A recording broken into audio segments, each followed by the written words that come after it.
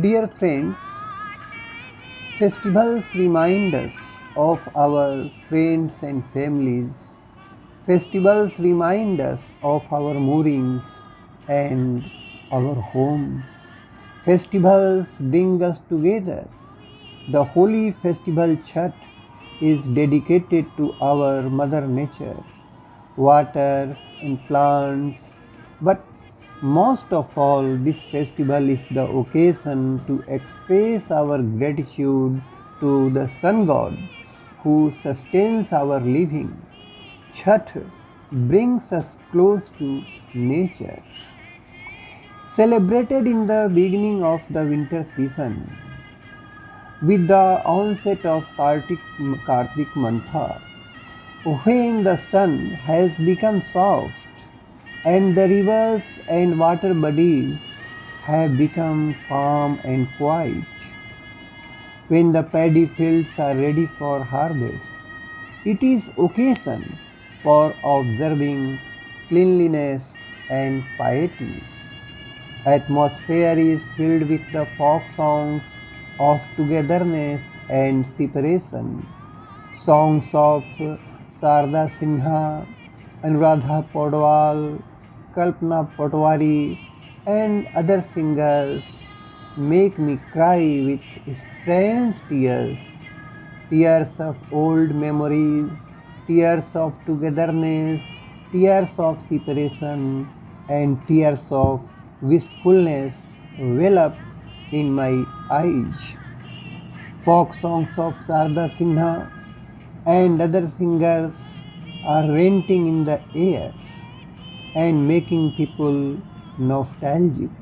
That is why those who left their homes for earning their breads and supporting their families are back home, braving all the difficulties of journey to be with their parents, brothers and sisters and their better halves.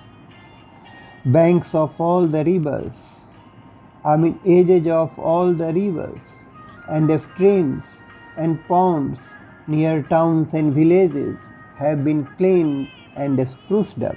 Ghats have been decorated with banana plants and colorful papers. Colorful electric lights of various hues have been installed on the roads on which the people will walk up to the ghats leading to waters. Chhath Festival begins with the holy bath 2 days before the main puja. If possible, people observing this festival take a holy dip in the Ganges and other holy rivers nearby.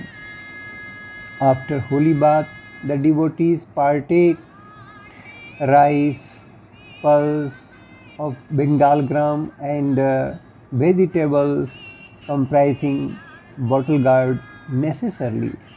In local parlance, this auspicious day is called Nahai Khai.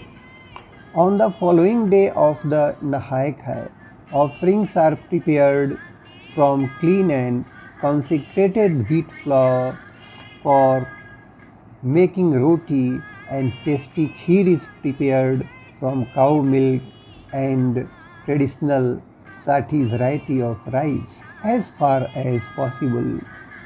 And pure jaggery is used in this recipe instead of sugar.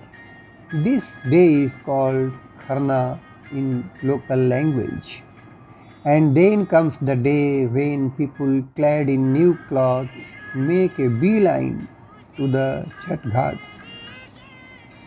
Bratis are mostly women and they are supported by their men in the house or grown-up children who carry basketfuls of offerings consisting of thekua made from wheat flour and jaggery and all seasonal fruits, tubers and rhizomes.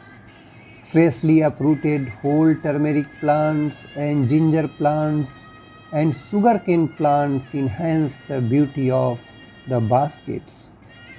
After the holy assemblies on the ghats, those who have observed fast stand in knee-deep water and look towards the evening sun with reverence and gratitude.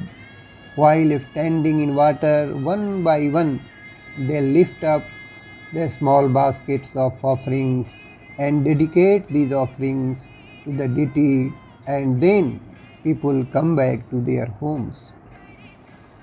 At night, earthen elephants are decorated with sugarcane plants and earthen lamps are lit around. The women folk sit near the elephants called Kosi and sing folk songs to please gods and deities for the well-being of their dear ones, men, women and children. This ritual is called Kosi Bharna. Now the Bratis, devotees, do not take even a drop of water, let alone any food, the whole day and the whole night. So this observance of fast is the hardest aspect of this festival. Empty stomach, but with their minds full of devotion, the devotees stay awake the whole night or take a few winks waiting for the much awaited holy dawn.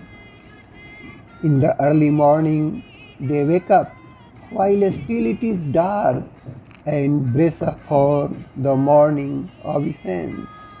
They again assemble at the same ghat and stand in the water, waiting eagerly for the sun god to show up in the eastern horizon.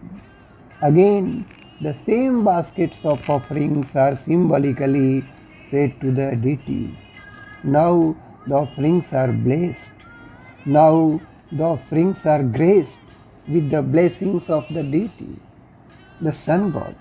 Now the Prasad, consisting of Bhagwan fruits, are ready to be given to the devotees or members of the families and even to strangers if they ask for. This marks the end of the ordeal of fasting of the devotees. Now the devotees return to their homes, which remains lit up with the joy of togetherness for a few days. But soon the eyes begin to grow moist. At the thought of partings. Those who have come from far off places in the holy days have to go back to their jobs, mostly in the towns and big cities. Soon the homes, mostly in villages and small towns, will become desolate as ever. Folk songs are still playing in some distant places, but there is a tinge of both fulfillment and melancholy in the air.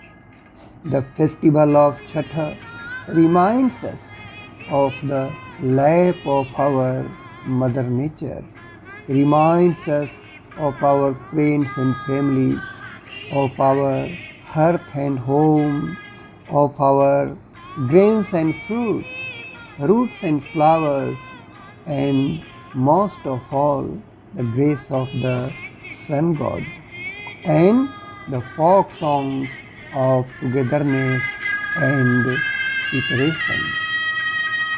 Thank you.